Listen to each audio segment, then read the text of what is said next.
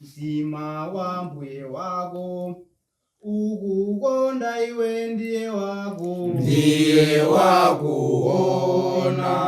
ngopirira mtima wa mbuye wako ukukonda iwe ndiye wakuona.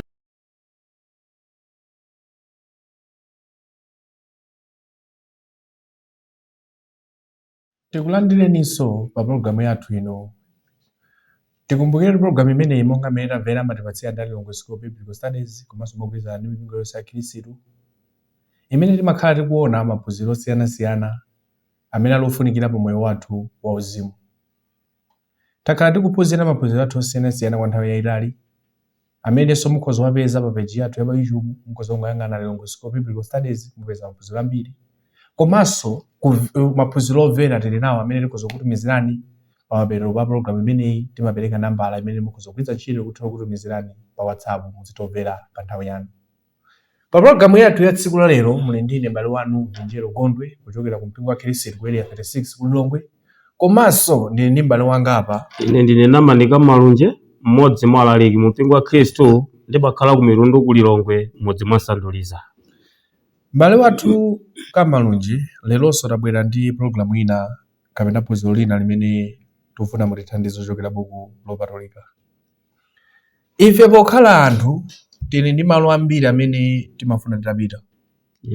Mwina kuti mfunse munthu wina aliyense kuti mafuna mutakafikira ku malo ati, ena amafotokoza kuti koma tangofika ku Lilongwe sinafikeko, ena amafotokoza koma tafika ku Blantyre zino mene ndimangomva sinafikeko, ena samafotokoza so mayiko osiyanasiyana kuti koma takafika ku dziko lakuti moyo wanga ukhoza kukhala wabwino.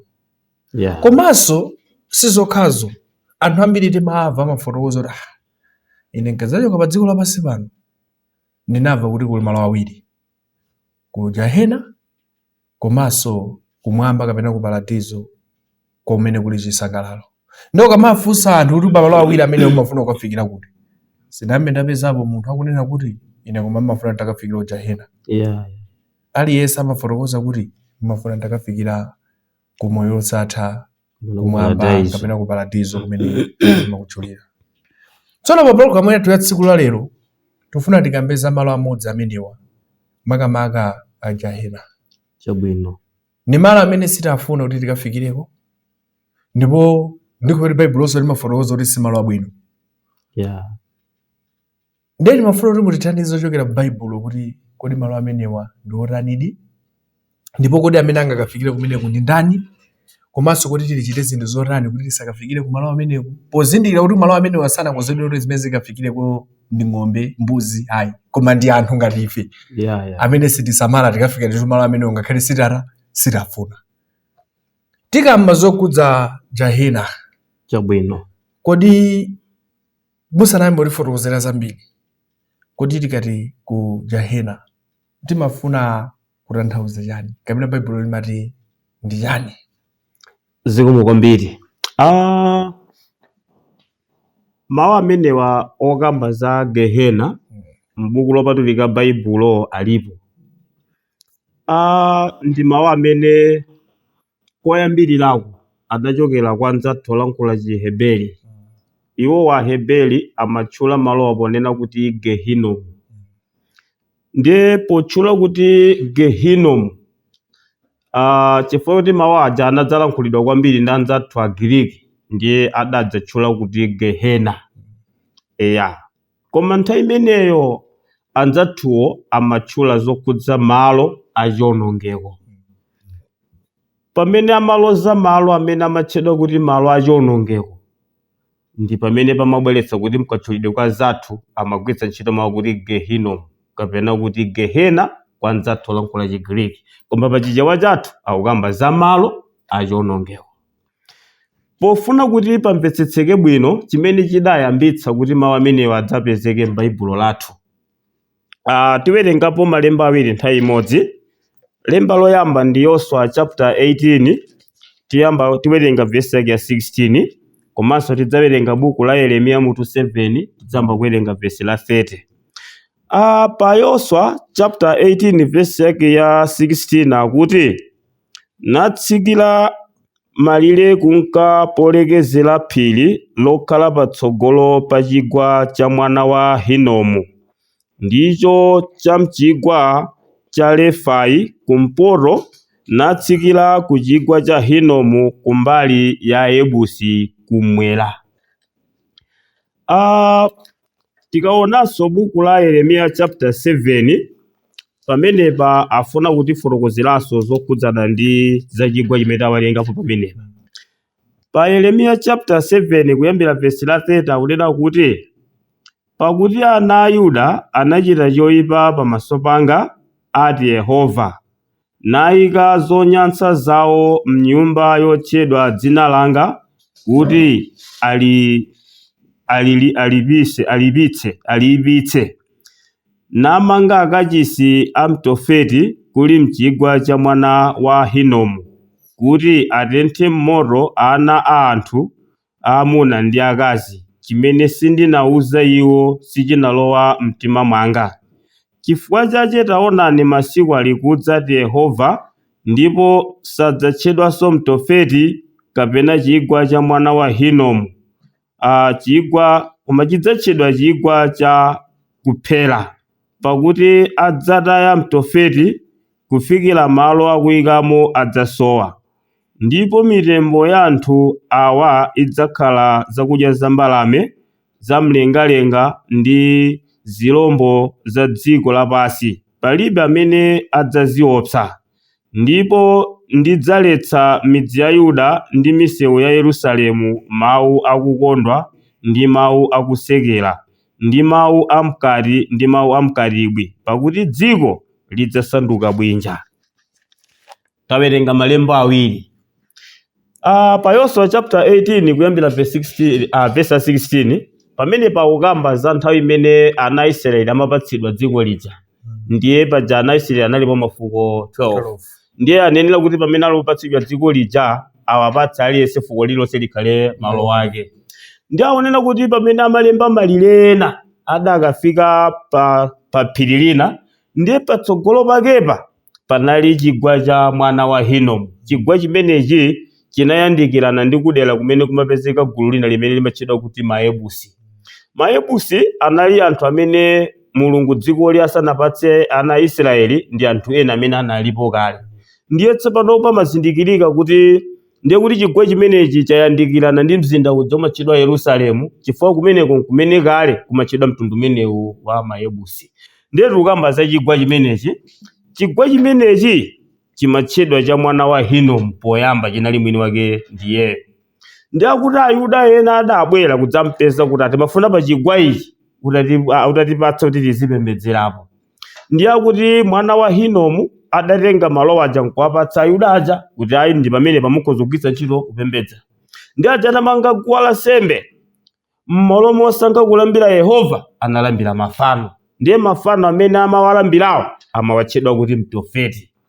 Ndiye tsopano chifukwa anasankha kumalambira Mtofeti, ndiye malo aja anadzayamba kuchoka kumaonera kuti chigwa cha mwana wa Hinomu chinadzayamba kutchedwa chigwa cha Mtofeti chifukwa cha mafano amene Ayuda anawalambira.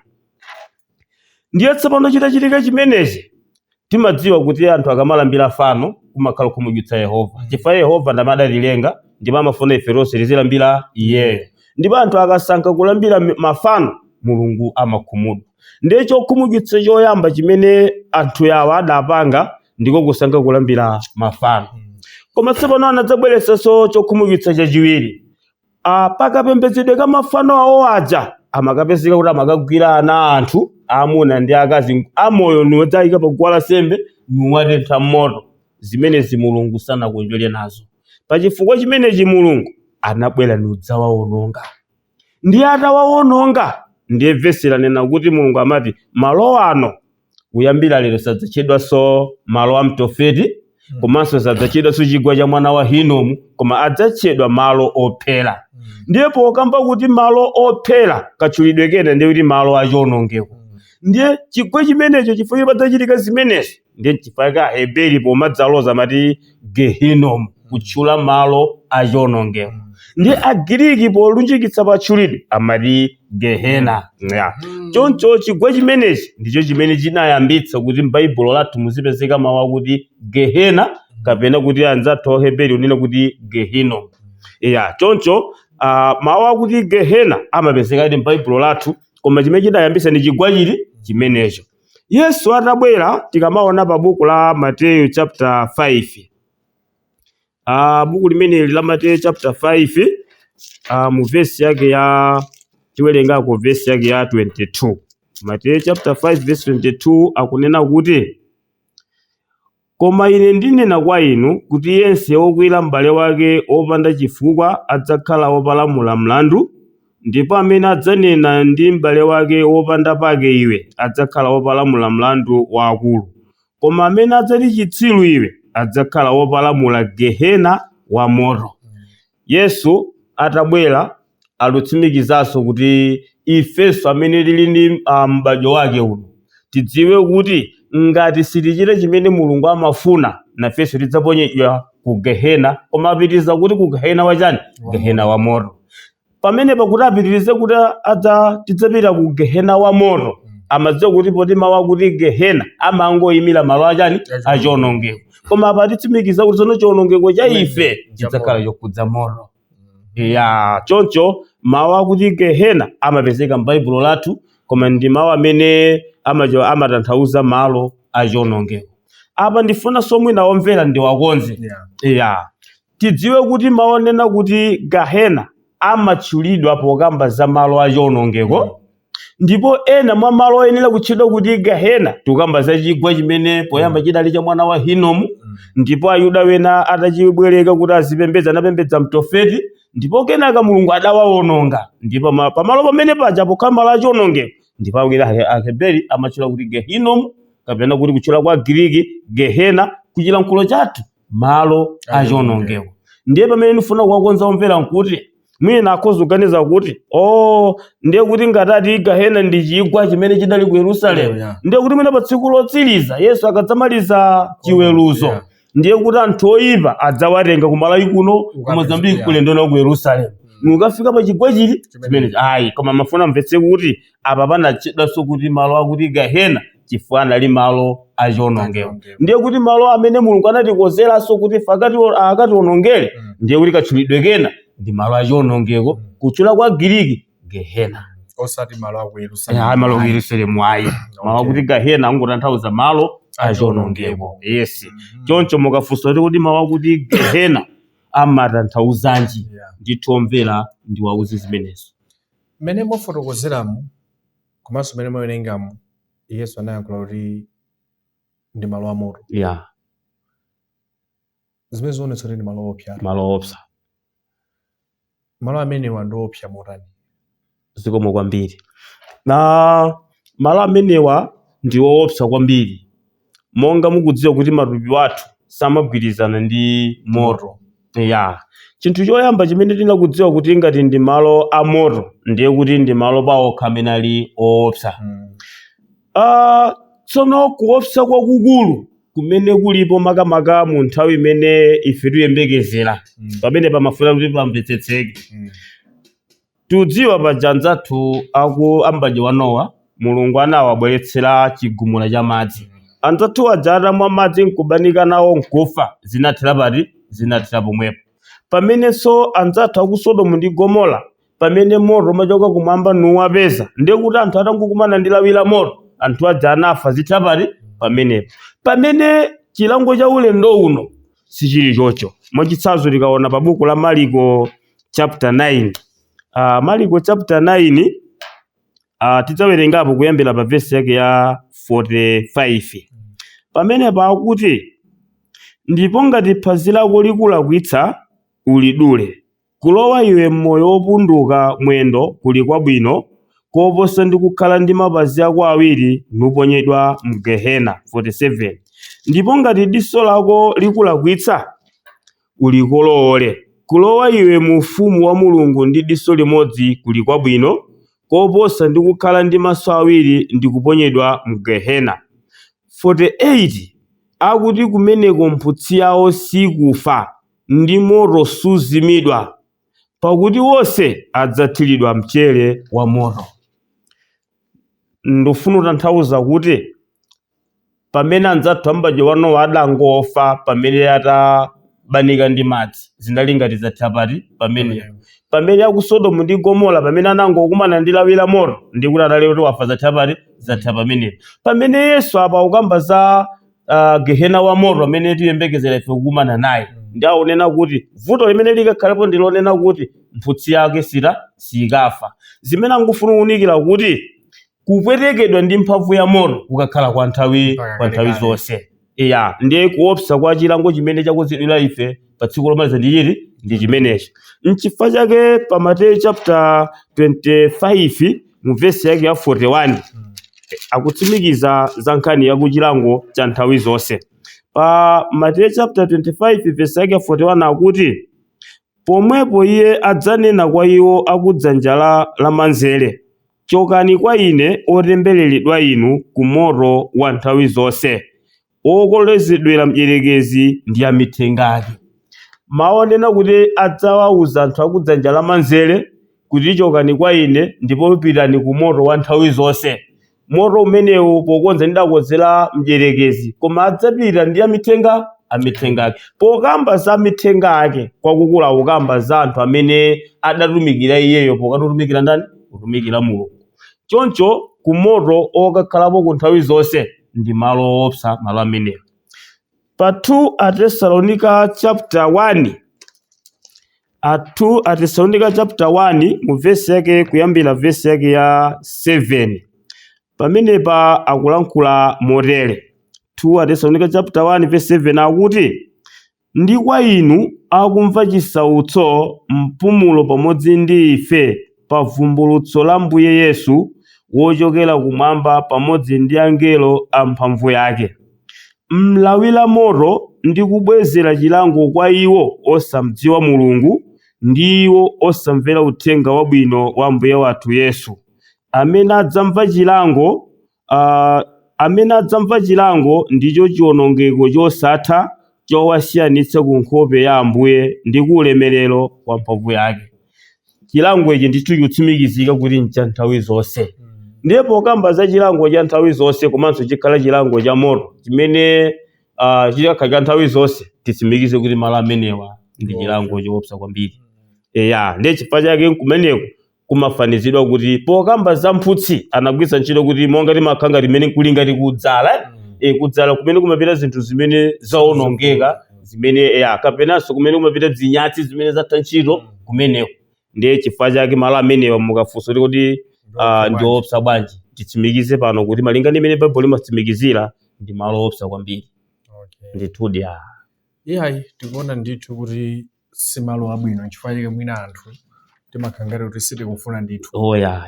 Koma ngakhale sitikufuna mwinanso chinthu chofunika kuti adziwe kapena anthu tidziwe kuti ukhozongonera mpaka kuti sindikufuna ntchito zako zokupangitsa kuti ukufune. Ndi anthu ati amene angadzapirire kumalo umenewo. Zikomo kwambiri. Mwafunsadi funso labwino. Chifukwa anthu akhozomaona ngati kuti popeza pakamwa kuti sindikufuna. Ndiye kuti kana ndithu. Ndizoona kuti zimachitikadi zimenezo. Sikungokukana m'maganizo mwako kapena kuti m'malankhulidwe ako kuti ayi kumene kusindzapita kamene leyo ndikukana. Nthawi zina kumapezeka kuti mwina pakamwa pako sukufuna koma zochita zako zikuonetsa kuti ulunjika kuti ndiye chifukwa Mulungu nthawi zambiri afuna kuti adzagwiritsa ntchito zimene udachita mwina kuposeranso zimene umalankhula. Ndiye pachifukwa chimenecho ndi funso labwino kufunsa kuti ndi anthu ati amene adzapite kumeneko. Choncho tonse tiyenera kumvetsa bwino kuti kodi anthu ake ndi ati amene ayembekezera kupita ku malo amenewa. Tikaona pa buku ili la Agalatiya chapter 5 Agalatiya chapter 5 kuyambira pa verse yake ya 19 akuti ndipo ntchito za thupi zoonekera ndi zodama, chodetsa, kukumba zonyansa, kupembedza mafano, nyanga, madano, ndewu, kaduka, zopsa mtima, zotetana, magawano, mipatuko, njiru. 21 kuledzera, mchezo ndi zina zotere. Zimenezi zimene ndikuchenjezani nazo monga ndachita kuti iwo akuchitachita zotere sadzalowa ufumu wa Mulungu. Anthu amene amachita ntchito zimenezi amasonyeza amachita ntchito za thupi. Choncho iwowa pokhala waletsedwa kukalowa kumwamba, kukalowa mu ufumu wa Mulungu, awa ndi amene adzayembekezera kupita kumalo a ku Gehena. Nkutheka pakamwa sakufuna mkulankhula kwawo, koma ngati ali ndi nyanga, koma ngati amaledzera, komanso ngati ndi wadama, zina mwa zomwe zitchulidwa apa zonsezo zimutengera munthu kumalo amenewo. Ndiye ngakhale magazi ake kusuma kufuna, koma chimene chidzakupangitsa kuti upite kumeneko zina mwa zimene zalembedwa apa. Nthawi zina pali mfundo zina zimene anthu ambiri amafunika atazimvetsa bwino. Mwina pamene patu akamba za mchezo. Mawu akuti mchezo m'buku lathu lopatulika Baibulo makamaka la Chichewa langokamba mwachidule. Nthawi zina munthu wina anafunsa kuti kumpingo kwathu kumapezeka anthu ena amene aumagwira ntchito kuchipatala, ndiye kuchipatala kuja mwina nthawi zina amapatsa ntchito yoti agwira mwina usiku wonse malinga ndi mmene kukula kwa ntchito kwakhalira. Ndiye otelewa kodi sindiye kuti achezera? Ndiye ena amati tilinso ndi abale ena amene amagwira ntchito za ulonda, ndiye mabwana wena sawalola kuti nthawi imene atani agone, ndiye amakhalabe chikhalire usiku wonse uchezera. Ndiye pamenepa sodi iwo sindiye ulali pa chiopsezo makamaka chifukwa kuti Baibulo likamba zakuti mchezo ndi chinthu china chimene chidzalepheretsa anthu kulowa ufumu wa Mulungu. Pamene mafuna kuti mwina omvera amvetse bwino. Mchezo umene Baibulo linalemba mwachidule Baibulo lathu la Chichewa, koma kuti anene kuti kuledzera mchezo, pamene panazifoleka makamaka pofuna kudziwa kuti ni mtundu wanji wakuchezera kumene Baibulo limaletsa. Nditi likamba za mchezo umene cholinga chimene chili mu mchezo umenewo mchinthu chimene chili chotsutsana ndi ulamuliro wa Mulungu. N'chifukwa chake tikawabwera pa Mateyu chapter 26. Mateyu chapter 26 tikabwera pa verse yake ya 41. Mateyu 26 verse yake ya 41 akulankhula motere. Pa verse la 41 akuti chezerani ndi kupemphera kuti mungalowe mkuyesedwa, mzimu uli wakufuna koma thupi lili lolefuka.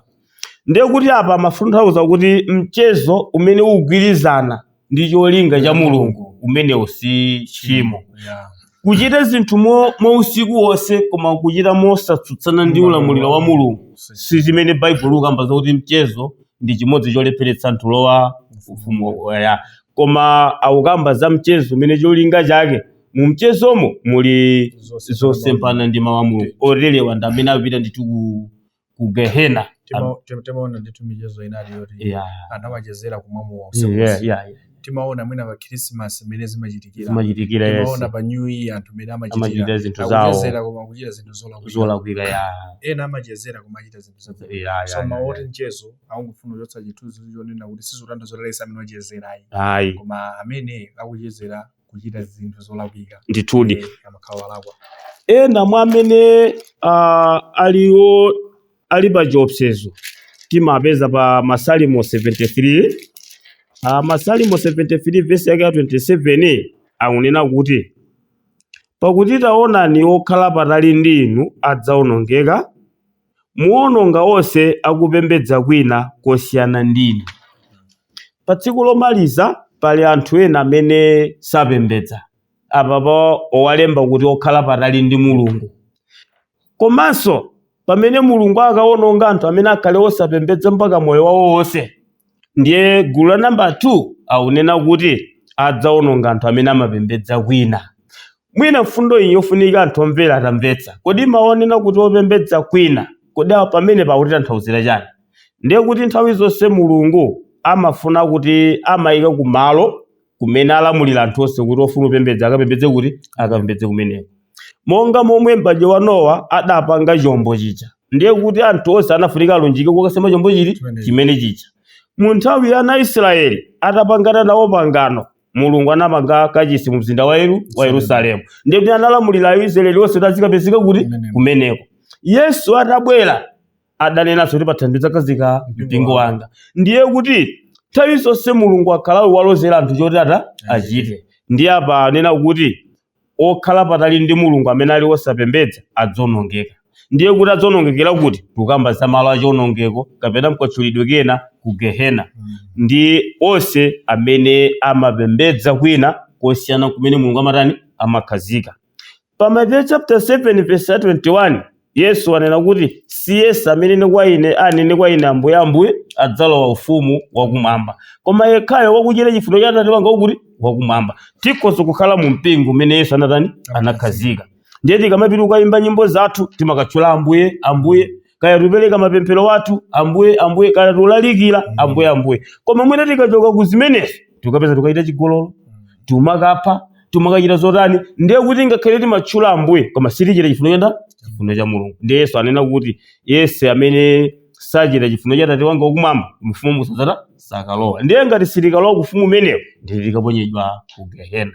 Choncho ili ndi gulu lina ndi magulu ena a anthu amene ayembekezera kuti akapezeke ku Gehena.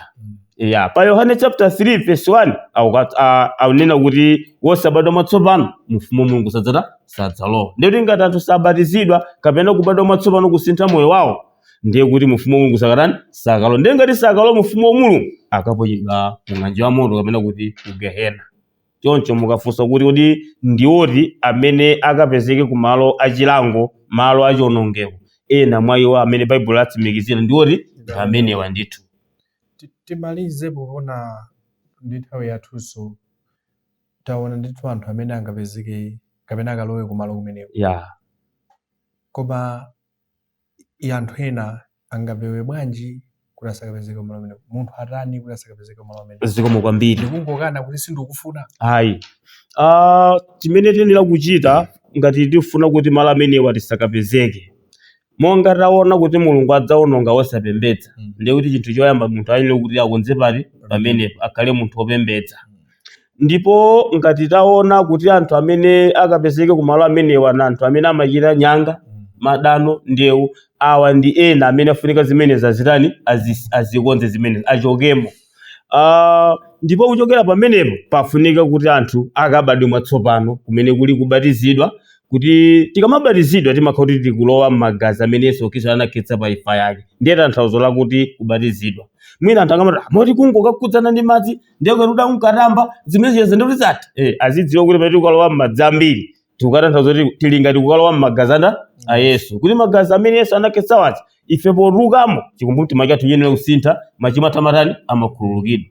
Choncho pafunika kuti anthu akamva mawu a Mulungu akhulupirire Mulungu. Ndipo anthu akakhulupirira Mulungu pafunika alape kusiya zoyipa zawo, ndipo akalapa zoyipa zawo afunika abatizidwe, akabatizidwa alowa mu mpingo. Pamene akulowa mu mpingo akhale opembedza nthawi zonse komanso nakhala okhulupirika pa moyo wawo. Zimenezi ndizo zimene munthu ayenera kuchita kuti asakapezeke ku Gehena. Koma ngati anthu sachita zimenezi ngakhale samakufuna akapita ndithu. Choncho ndipempho kwa onse omvera kuti ngati sitili mu zimene Baibulo lunena ndiye kuti malo amene akutidikira ndithu. Tiyamikire kwambiri chifukwa ndi malo amene anthu sitifuna kuti akapezekeko.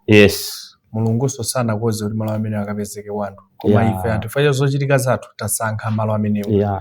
Nkutheka inu omvera kuti simumadziwa kuti ndi zinthu ziti zimene zingakakupezetseni malo amenewo. Taona kuchokera buku lopatulika kuti pali mowa komanso machimo ambiri amene atchulidwa buku la Galatia chapter 5, komanso tinaona buku la Masalimo kuti amene sapembedza Mulungu. Ndiye mwina ndinu amene muli mu zimenezi, mudziwe kuti ngakhale simukufuna ku Gehenako koma kukudikirani chifukwa cha ntchito zanu. Tiyamikire m'bale wathu amene watithandizira programu imeneyi, ndipo programu yathu ya tsiku lali mnani ndine m'bale wanu Vinjero Kondwe kuchokera mpingo wa Khristu Bwere 36, komanso nzangayi ine ndine Namanika Malunje, mmodzi mwa alaliki mu mpingo wa Khristu, ndimakhala ku Milundu ku Lilongwe, mmodzi mwa Nsanduliza. Kufikiranso nthawi ina Mulungu akudalitseni nonse. Amen. Mtima wa Mbuye wako ukukonda iwe ndiye wakuona ngopirira. Mtima wa Mbuye wako ukukonda iwe ndiye wakuona.